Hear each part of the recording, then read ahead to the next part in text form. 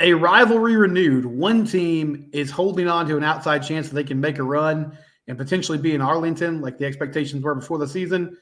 Another team is just trying to salvage their season with a big upset victory on the road. It's Locked On Horned Frogs and Locked On Utes, your team every day.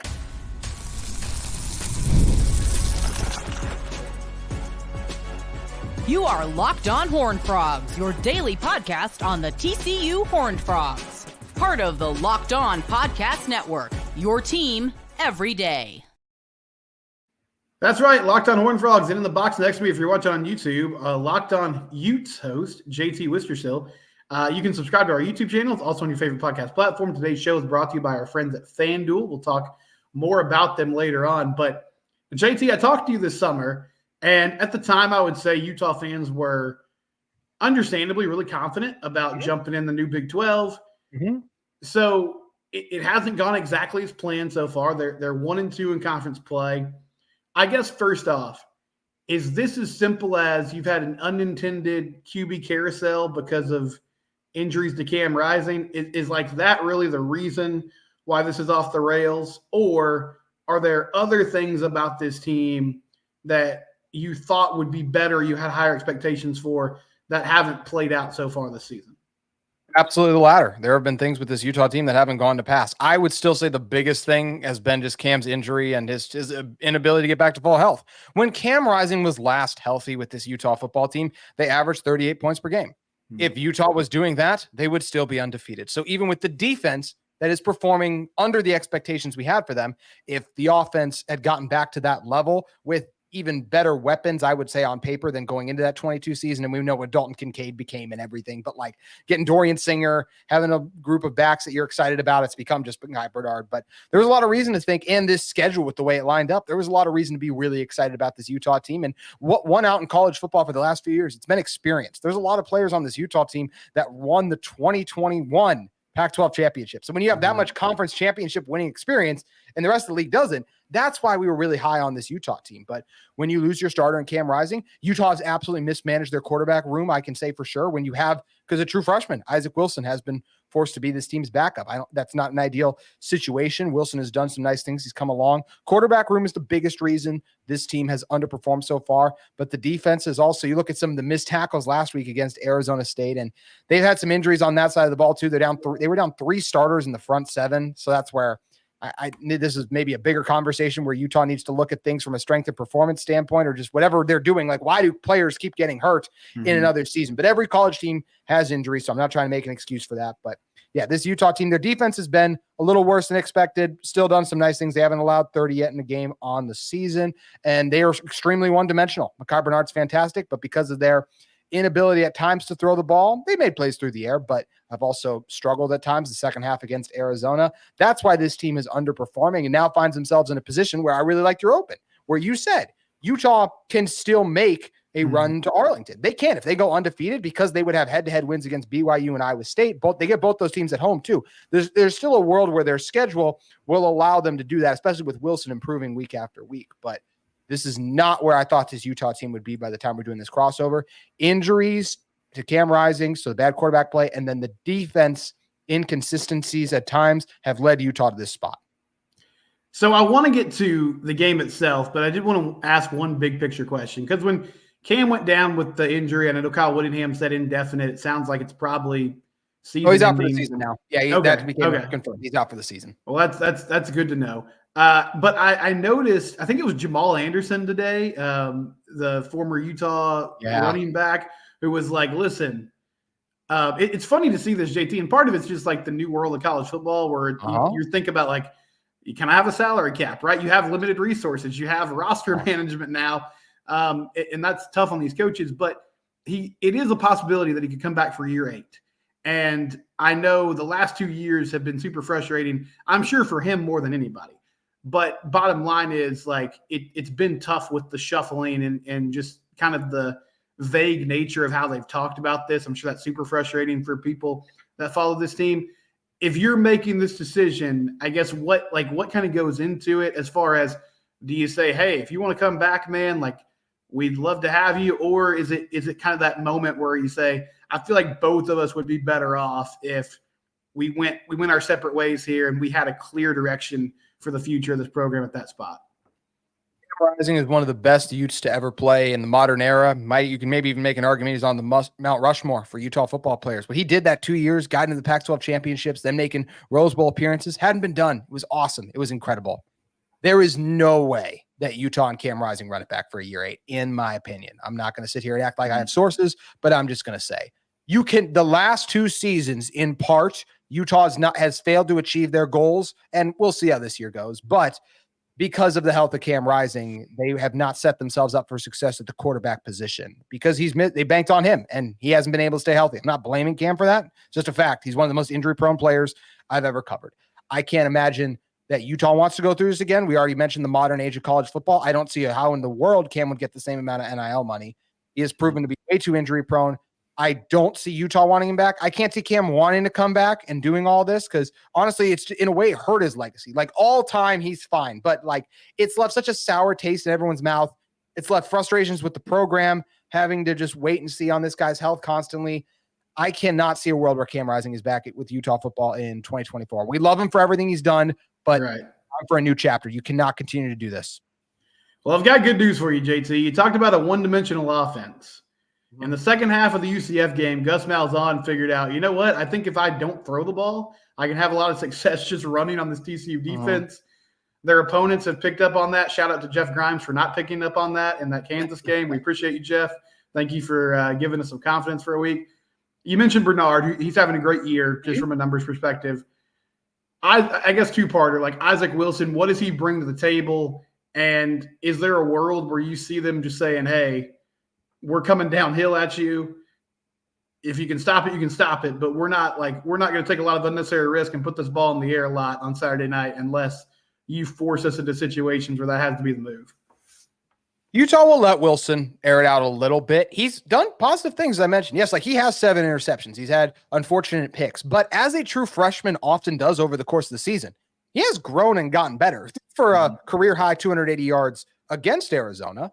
And yeah, had his struggles in the second half, but also Utah became one-dimensional in that game. And that is not something, and that's where the offense needs to learn from that too. Wilson's failures are in part on him, in part on the play calling of Andy Ludwig, and in part on receivers not separating as frequently. And that's where if I'm Utah, I'm really not trying to make things overly complicated in this game. I'm doing a lot. If I'm going to throw the ball, it's mostly going to be off play action, RPO type of things where the reads are guys I know can consistently get open in Dorian Singer, who's having a pretty strong season now that the offense has started to utilize him, the former Arizona receiver, USC, now at Utah. Brant Keithy, I still believe, is one of the best tight ends in college football, too. I expect Utah to utilize those guys in the passing game, but Utah should really make life easy on Wilson. And how you do that? You run the ball. Mekhi Bernard's fantastic. Mekhi Bernard by himself currently has more rushing yards than TCU does as a team. This offensive line for you, this offensive line. You didn't have to do that to me, JT. That was unnecessary. I'm sorry. It's true. You're totally right. That was just one of the numbers that popped out to me when I was prepping for this game was and Mekhi coming into the season. We didn't know if Mekhi would be RB1. He's been with this team for a long time. He was on the roster all the way back to 2019. He's one of those veterans, but man, he's having one heck of a year right now. If it wasn't for Taj Brooks, he'd probably be considered the best back in this conference, at least for what he's done in 24 so hard. The amount of missed tackles he's been able to generate, like other running backs will come in for Utah, and it looks completely different than when Mekhi Bernard's in the game because of Mekhi's just contact balance, and he had a heck of a game against Arizona State. He's been Utah's best. Honestly, I think I might even say overall player through these first few weeks of the season. And this offensive line, it was young, and they've come along really nicely. You look at what they did against Arizona State. I was very impressed by their play and the ability to generate open up rushing lanes too. So Wilson will air it out a little bit if he does too much. And it's unrealistic to honestly think he won't turn it over at least once in this game. Just that's because what his track record shows. But Utah's mindset should be Kyle Whittingham wants this team to be physical and aggressive. And that means, and really run the ball. Don't risk turning it over. I think Utah's going to try to run it as much as they can. They got to balance and not give it to Mekhi 40 times to wear him down too much, but they got to feed the best player on their offense. That's Mekhi. Wilson can do some things through the air, mostly because of those couple talented playmakers he has on the outside, and his arm strength has gotten better. His comfort in the offense has gotten better, but the biggest thing will be Utah trying to run it on a TCU team that I do believe, Stephen, I think you guys rank outside the top 100 in rush defense currently. Yes, they are. They're struggling there for sure. And yeah, you're 106. Your rush defense is currently, and you're allowing 180 yards on the ground currently. Yeah, I've never been a math guy, but I know that's not good. Even with my 2.6 GPA as a sports broadcasting major, I know that's a pretty high number when we talk about FBS teams. Yeah, that's a funny thing too, and I won't belabor the point too much, but you talk about Isaac Wilson turning the ball over and throwing picks. TCU is like almost last in the country in turnover margin too, so it's kind of the stoppable force versus the movable object. But I want to get to the defense before we kind of switch gears here. You talked about it's been a little bit maybe worse than you expected. I guess just kind of your overall assessment of that unit, because from a numbers perspective, it looks pretty solid, JT, but I know that's what they've hung their hat on under Kyle Whittingham for a long time. Hey, you are a numbers guy. There you go. Looked at the Utah defense numbers. I appreciate that. Utah still has the 17th ranked total defense in college football, which might come as a surprise to some Utah fans. 22nd in passing yards allowed per game at 172, but their run defense at times is what's been disappointing. I think the biggest thing about Utah's run defense is it's not like play after play they get gashed. It's like the big runs that Scadaboo had, where 2 plays in a row, it's like the worst tackling you've ever seen from a Utah defense that consistently executes a lot better. They really miss Correne Reed. He's one of their inside linebackers, was projected to be one of the best linebackers in college football by Pro Football Focus. Also, they are still missing their top pass rusher. I know Van Fillinger has been really good. Connor O'Toole was supposed to be that guy for them, and Keanu Tanavas is a D tackle. So those 3 players down in your front 7 is why this defense has struggled at times for Utah. But overall, they have put this, like against Arizona, yes, they allowed 23 points, but that's still that's Noah Fafita, that's Tetero McMillan. That should still be enough for you to win at home.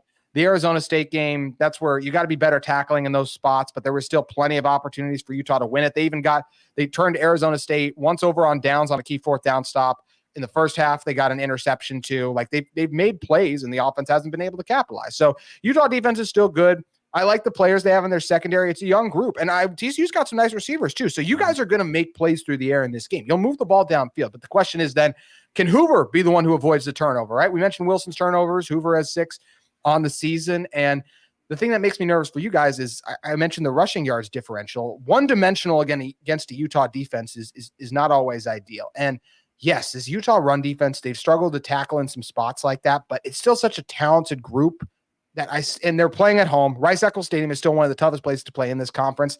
That loss to Arizona that Utah had was their first loss to an unranked opponent since all the way back in 2017 is where you have to look to. So this is a Utah team that doesn't lose at home very often. They've been getting chewed out all week by the coaches. They've heard all the media saying everything.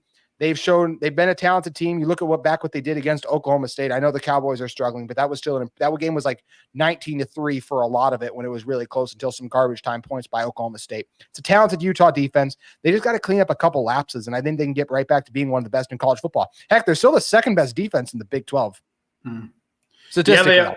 Yeah, they are. I mean, and as you said, they've kept people under 30 points all season long. When we come back, TCU coming off a bye week. What are they going to look like? We'll discuss that here coming up on Locked On Horned Frogs, Locked On Utes, your team every day. No matter who you root for, I think we can all agree we like making money, right? If you're a sports nerd, sports sicko, which you probably are because you're listening to a daily college football podcast, why not turn your hobby into something where you can make a little cash? That's where FanDuel comes in. Download the FanDuel app or go to FanDuel.com. They still got that great deal going on right now where you make one $5 bet, you get $200 in bonus bets. It's a great return on your investment. That Utah TCU line, Utah getting 4.5 points over under is 49.5 between these two teams. So it should be a fun matchup at Rice-Eccles Stadium on Saturday night. You can bet on that game, the whole college football slate, and it's a great time to be a sports fan. MLB playoffs are going on. NFL's in full swing. NBA will be here before we know it. College basketball around the corner, too. It's all available there at FanDuel.com or the FanDuel app. Again, one $5 bet gets you $200 in bonus bets. FanDuel, check it out today. All right, JT, put me in the hot seat here, and let's fire away.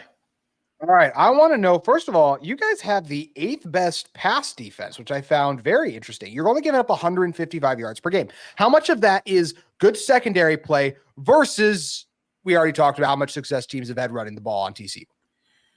I think a good portion of it is the run aspect of things. I will say Lamarian James is a corner that came over from Old Dominion in the offseason. He's done some nice things. He's very physical. I think he's solid. Safety play has been decent in the pass game. I think from a run fit perspective, they struggled.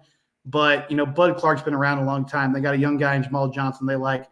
The other side at corner has been kind of an adventure. A name that you guys will recognize, Travis Broughton, who had a really good opening game against Eric Omenor from Stanford, who's coming off a really good season with one of the more productive receivers in the country. He was locked up one-on-one against him in a lot of instances. I thought he played super well. And I kind of came away from that ball game thinking, man, this guy could be like a big-time starter for them all year long. Since then, he's struggled a lot. And I think his confidence has suffered for it. Now, they shuffled things around a little bit in the last few weeks. They've given Channing Canada some more reps. I would think as the season goes on, they might rotate even more. They got Javon McIver back this week, who's a guy that hasn't played a lot, but he's healthy for the first time all season.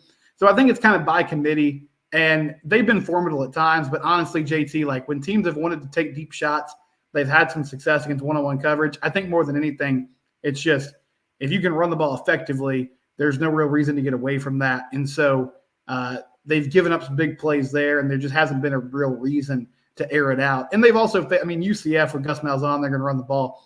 SMU made a change at quarterback with Kevin Jennings. That's what they do. Kansas and then Houston last week. Like they faced a lot of teams that's their identity and that's what they're about. I think that'll continue in this matchup against Utah this week.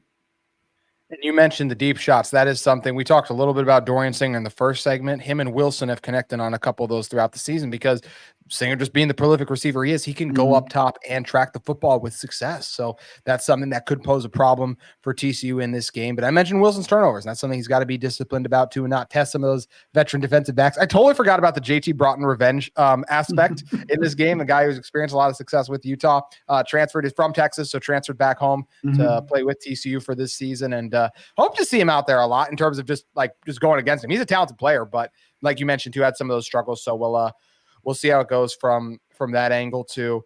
Flipping over to the other side of the ball, then, Hoover has had some impressive numbers on the season, but we mentioned some of the turnovers too.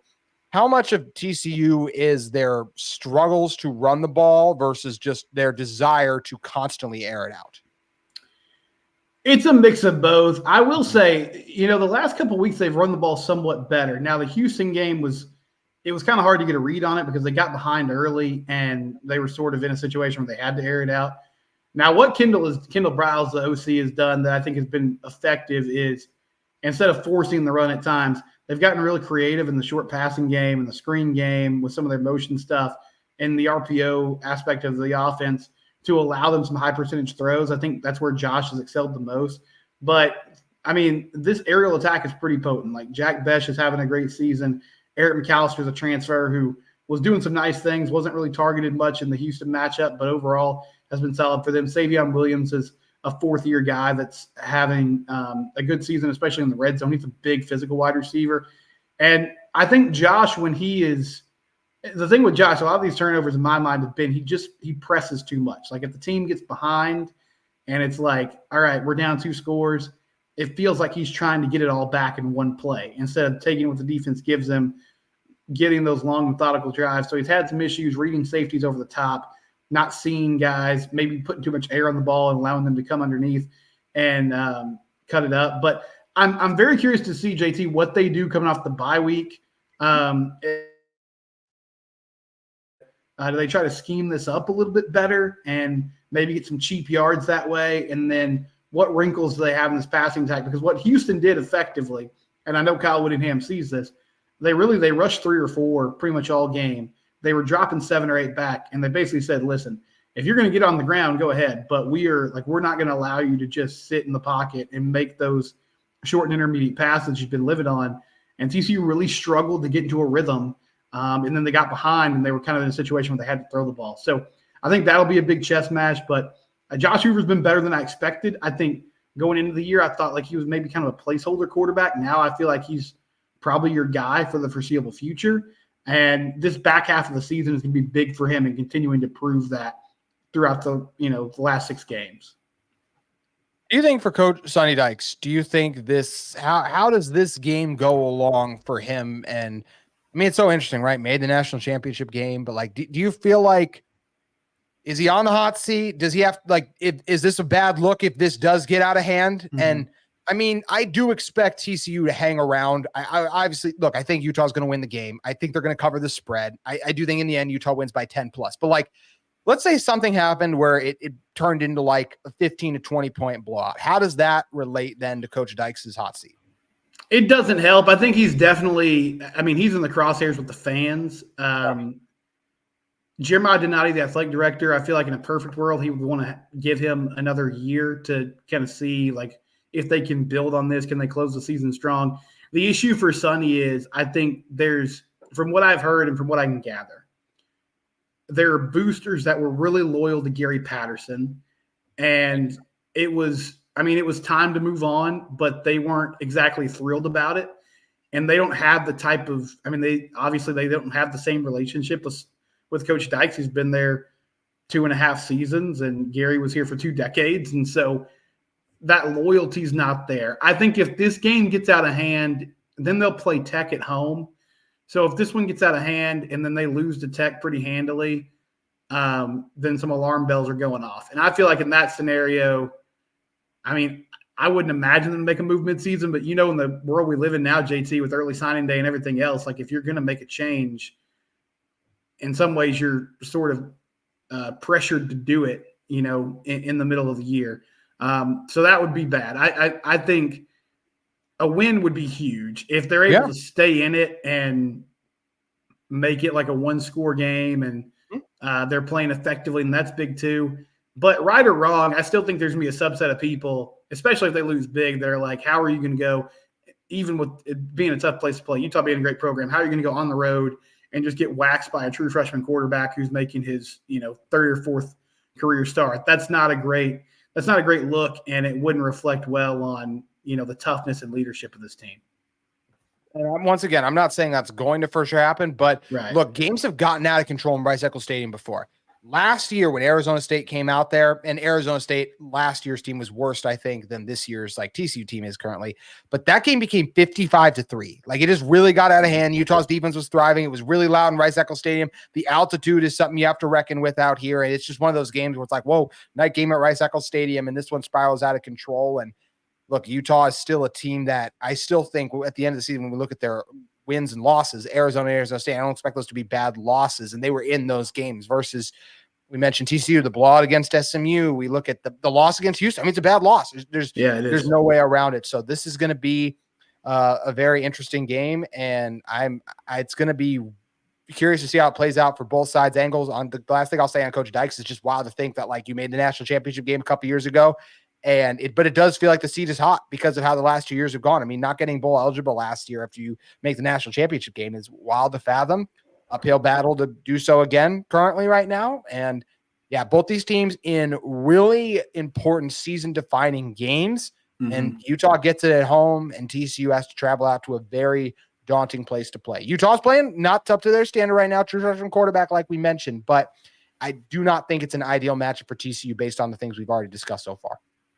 Yeah, I want to get the keys to the game in a second, but I think you're right. And I feel like right on a lot of those things. Going back to TCU and kind of expectation-wise, missing a bowl would be really disappointing.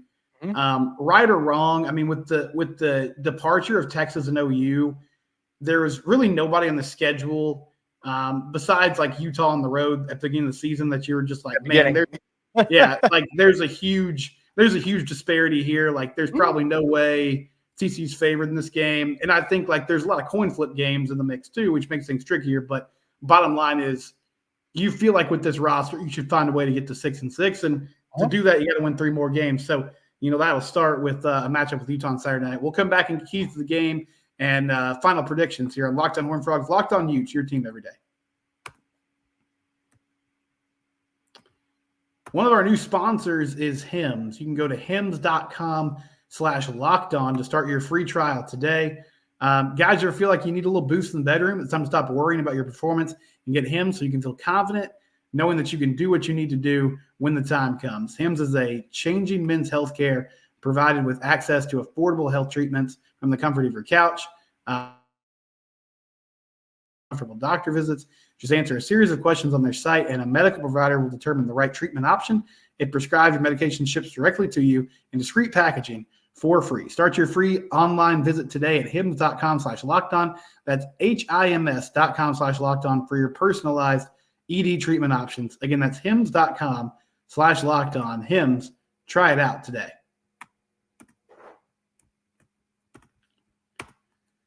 All right, JT. So I know based on kind of what you said so far, you're expecting a Utah win. If it's going to play out, like what's the script? What are the things the Utes have to do to take care of business and come away with a victory in this one? Absolutely has to establish the run early in this game. When they became one-dimensional in the second half and they fell behind against Arizona, we saw Isaac Wilson really struggle. Now, I will say once again, Isaac Wilson's now had a couple weeks of practice under his belt. Each week he's gotten better. I think that Isaac will play better in this game than he did against Arizona. But I don't think Utah will need him to make crazy play after crazy play because I do think Mekhi Bernard is going to have a really good game. He's just elevated to being a captain on this team. He's averaging 6 yards per carry. He's one of the top backs in college football currently. And Mekhi has just been really hard to bring down. It's the Utah offensive line that's playing well.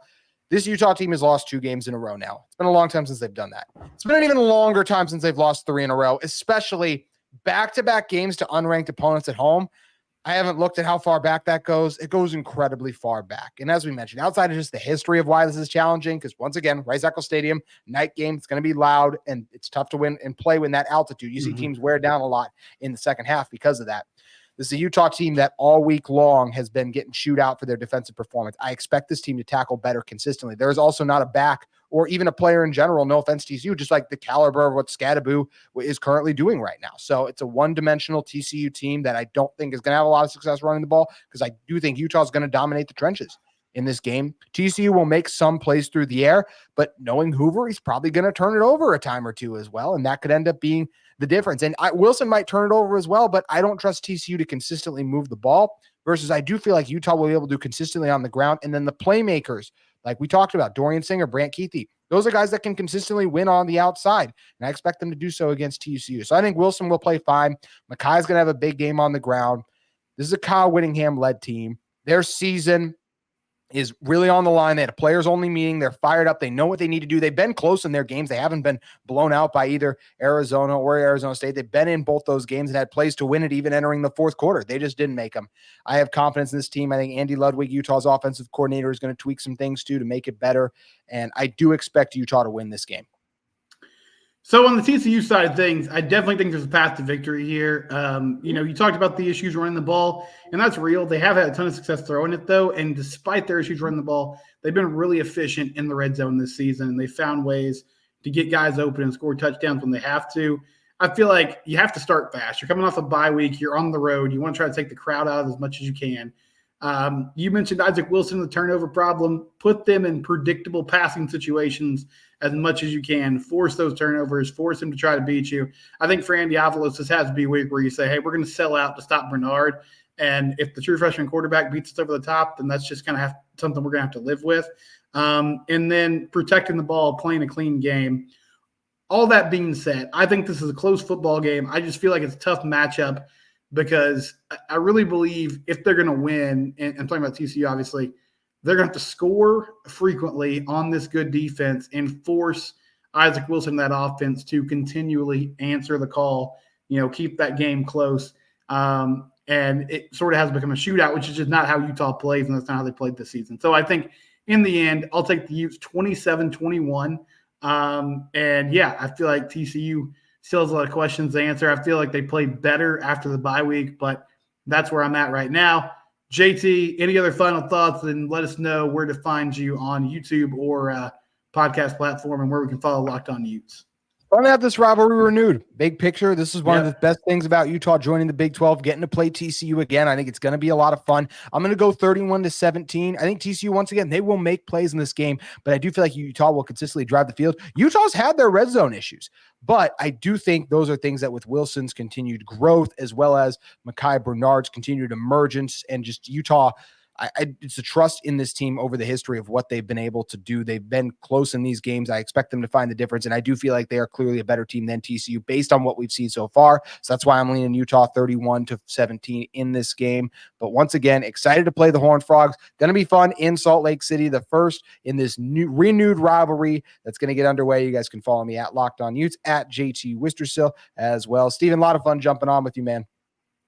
Thanks, man. And yeah, that's Saturday night, 9:30. So late post game shows for JT and I, which will be fun. But win, lose, or draw, we'll be covering it, baby. So follow me on Locked On Horned Frogs or at Simcox Steven on Twitter. It's Locked On Utes and Locked On Horned Frogs, and it's your team podcast.